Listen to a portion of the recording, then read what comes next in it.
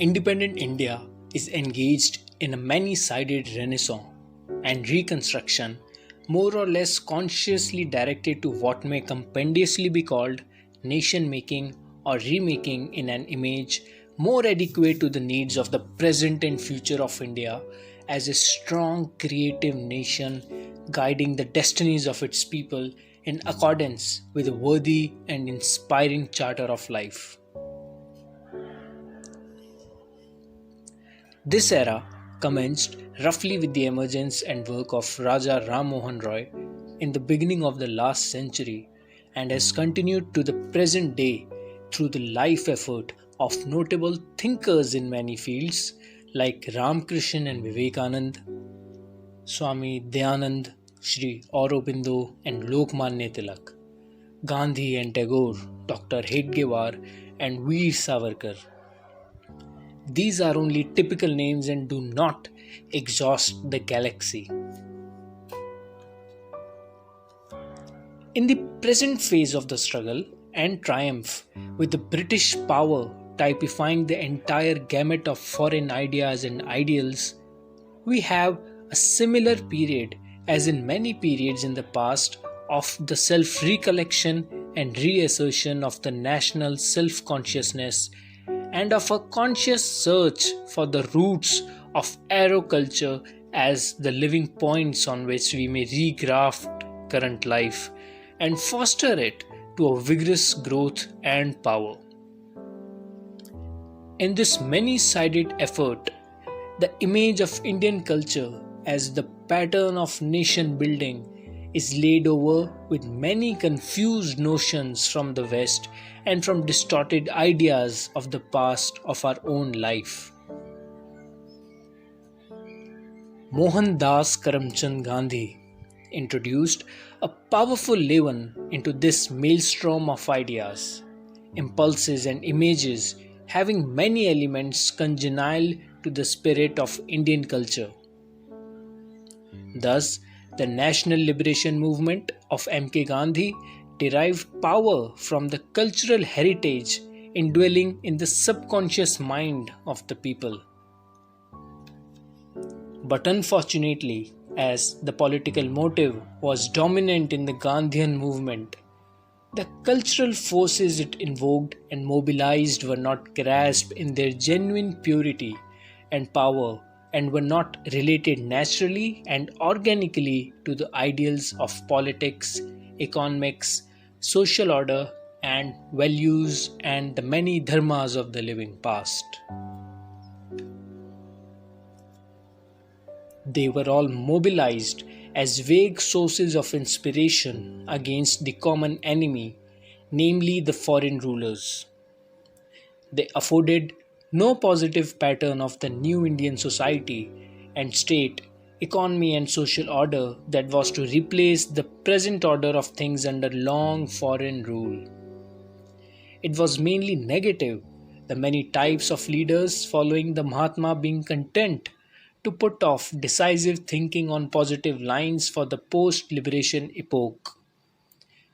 Thus, we find the Mahatma choosing a person with nothing in common with his ultimate ideas on man, nation, and God, like Jawaharlal Nehru, to succeed him as the national leader. The Nehru mind is made mostly abroad, and in spite of his discovery of India, Sri Nehru never succeeded in catching the spirit of Indian culture at its best. Thus, the blueprint of the new society he is using as Prime Minister and leader of national reconstruction for building independent India is the socialist pattern of society, which is infinitely more abstract and superficial, more mechanical, and charged with unsolved problems of class conflict than the foundational ideas of the past.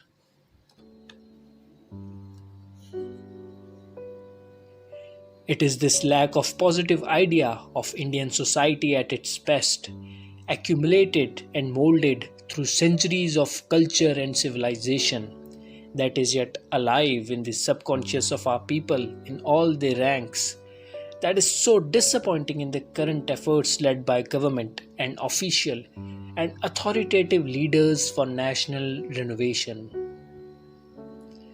The failure in education is the most signal indication of this grave lacuna.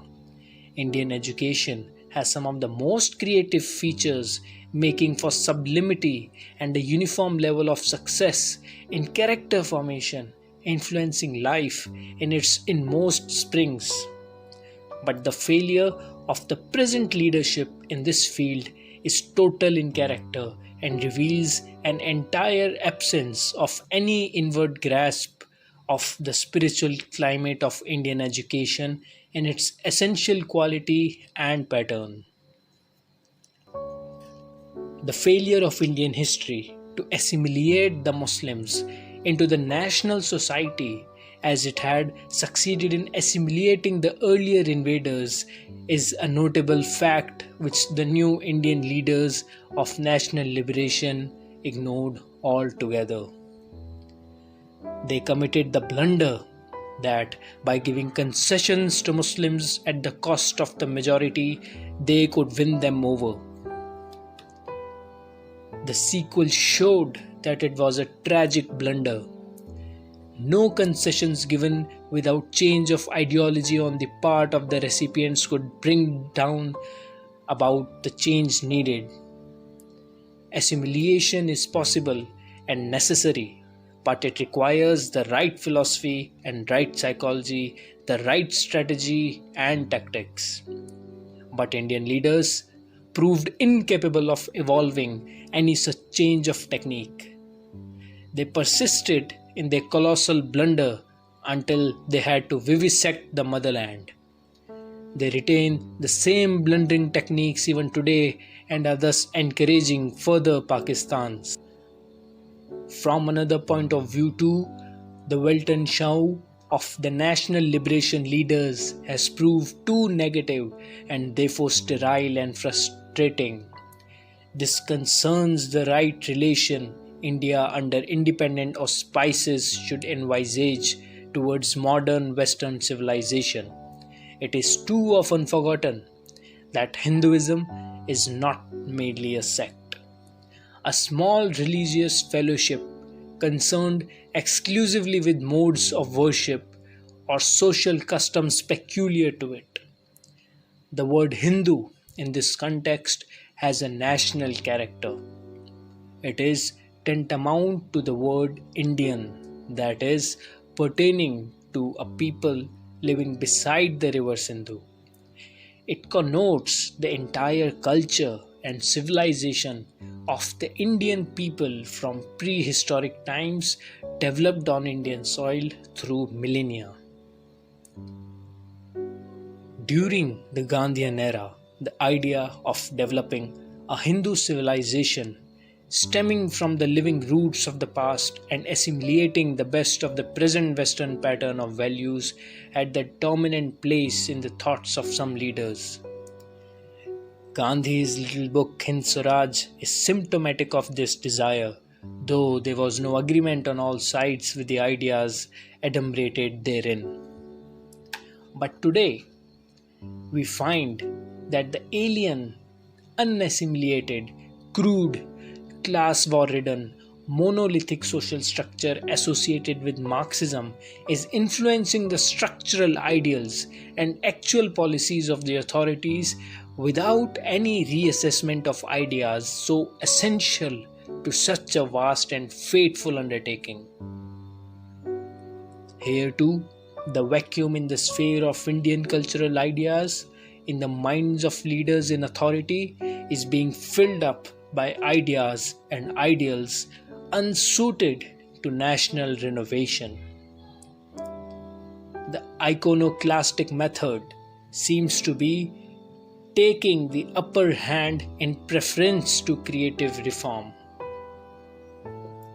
In both spheres, namely that of the minority assimilation into national society and that of the assimilation of Westernism, both its politico-social philosophy and its science and technology, India needs to adopt a more positive and more creative policy with a clear vision of the best features of Indian society at its best and of the enduring element of nationalism and Westernism in just proportion and with sure insight into their human significance. It is significant that this more concrete point of view attained form and substance in the organization founded as early as 1925 at Nagpur by Dr. Hedgewar.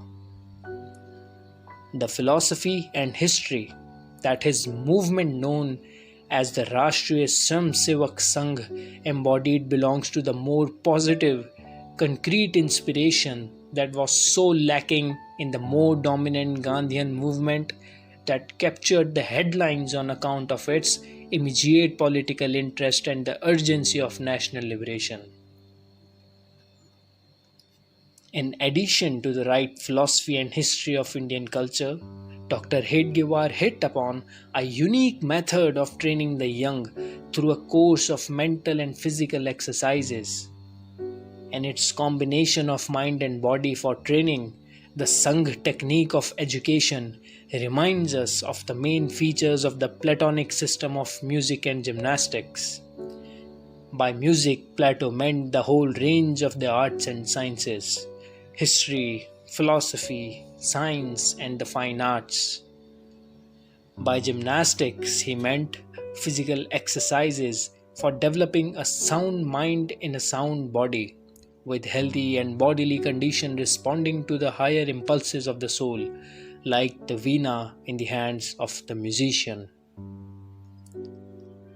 Music must pervade the body. Looking at the exercises of the young volunteers in the Sangh, the observer sees how closely they succeed in realizing the ideals of Plato. Plato included courage as one of the cardinal virtues, and so too the Sangh instructors stress courage and the virtues needed for resisting wrong and aggression.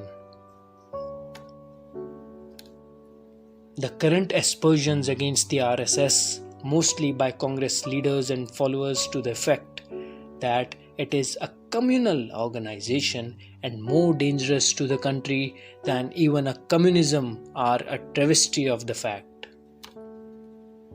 The present collection of thought expressed by Param Pujniya Guruji Golwalkar on different occasions to Sangh workers and public in many parts of the country over 2 decades and more serve to bring together the outlines of the philosophy and history of Indian culture, as well as the technique of nation making followed by the Sangh as laid down by its founder Dr. Hedgewar.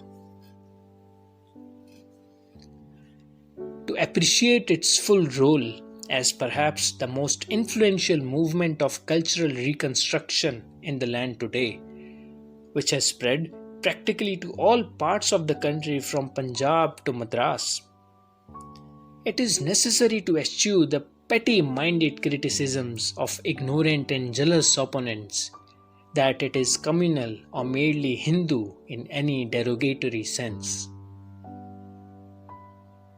It is based on a philosophy of national culture and envisages the whole of the nation.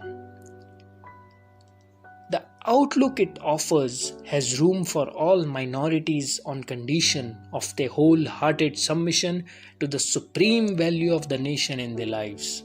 The nation is the vehicle of universal truths and is not an entity above them. This is no chauvinist nationalism of the kind associated with Mussolini and Hitler in the recent West.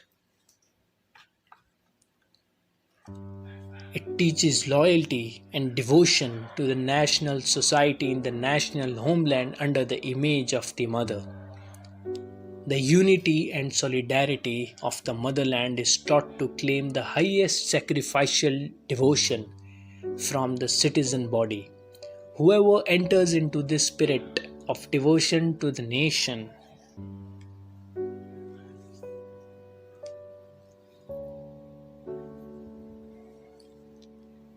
as a spiritual unity of land and people are Indians or Hindus in essence.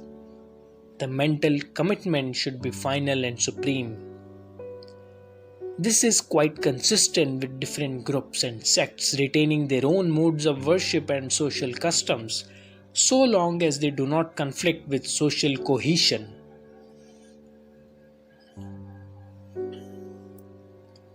The Muslims, Christians, and Jews, etc., have perfect upasana swatantra, freedom of worship, so long as they do not seek to destroy or undermine the faith and symbolism of the national society. They should subordinate their exclusive claims for final and sole revelation vis-a-vis the national society. They could bear witness to their faith in life and speech, but they should not indulge in any unfair and unspiritual modes of conversion. The national identity requires that the whole of national society, including minorities, should share in the best values of the past. They should appreciate national dharma, the code of ethical principles and ways of life enshrined in the best usage. In cultural history, they should all give their mind and hearts wholeheartedly to an appreciation of the best types of Ram and Krishna may be appreciated by non-Hindus as secular examples, while the Hindus will see them as full spiritual exemplars. The national history of the Muslim period should be rewritten, giving the truth without varnish, and all should appreciate the best values exemplified by the heroes of authentic history.